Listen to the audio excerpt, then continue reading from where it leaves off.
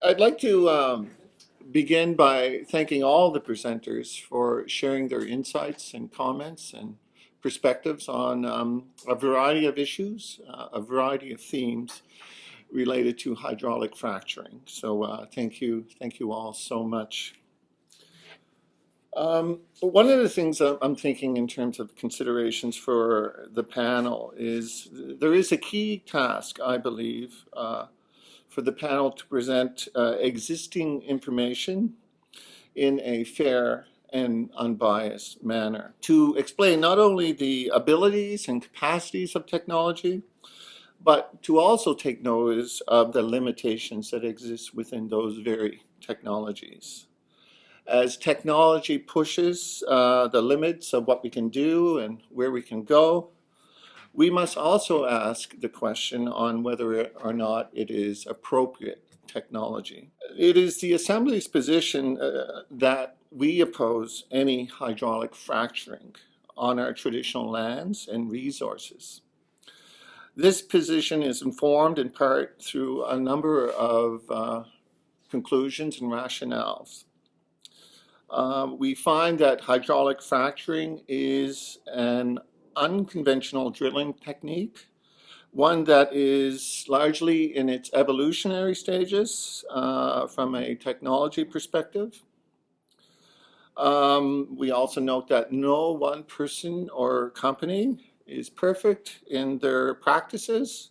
Inevitably, mistakes can and will be made, and we will, as a result of that, face the consequences of that.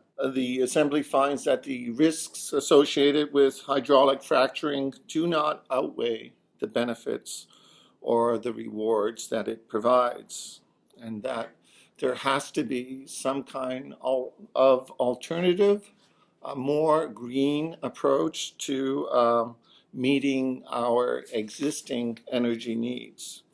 We should not be forced to accept technology that is in the process of learning through each well that is drilled within the province, where each chapter is another chapter within the book of hydraulic fracturing within the province. The uncertainties surrounding the practice of hydraulic fracturing and associated risks do not respect our legal and human rights to the lands and resources. It does not respect the rights of all Nova Scotians as well to access clean and safe drinking water.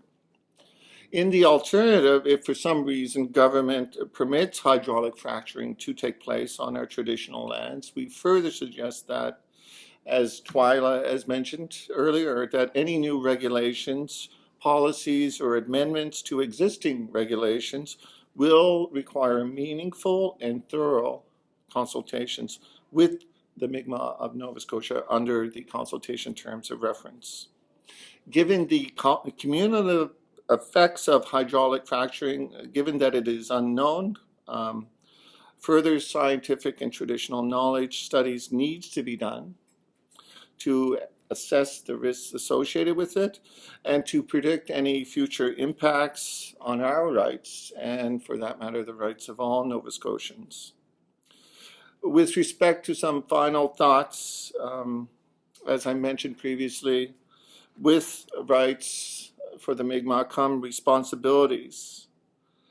And as our elder Albert Marshall has mentioned, when he mentioned that nature has the rights and it is humans that have the responsibilities. And certainly the Mi'kmaq have the responsibility to protect and preserve the lands and resources for the benefit of all our future generations. And one of the things that the Mi'kmaq also believe in part is that we are entering a new stream of consciousness. As Albert mentioned, we are entering into a new cycle from one generational cycle to another. And this flow allows for a higher vibration or perspective on how we view the world and our relationship to it. We are not separate from the land. And as Albert mentioned earlier, we are the eyes, ears, and voice for Mother Earth. It is part of us, and it is through our collective efforts that we must shift this age.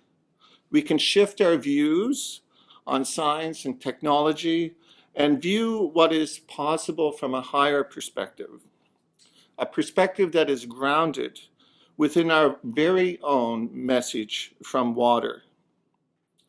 The flow and freshness of water nurtures all. We are creators, and we must remember our divine authority and inherent sovereignty. When we see water as an invaluable and sacred resource, its flow carries us from place to place. And in a very special way, we are all keepers of water. As we look upon the earth and see the faces of the unborn coming from beneath the earth, we begin to see our place within our earth mother, Sitkamu. And as we remember our relationship and purpose, we begin to feel our connection to water, the sacred role it plays, and our responsibility towards it. This presentation is part of a larger recognition that as humans, we must change. We must change existing paradigms on the use and exploitation of fossil fuels. We must seek alternatives that make sense, alternatives that are environmentally sustainable, and alternatives that respect our unique connection to water and the sacred role it plays. Willalio, and thank you very much.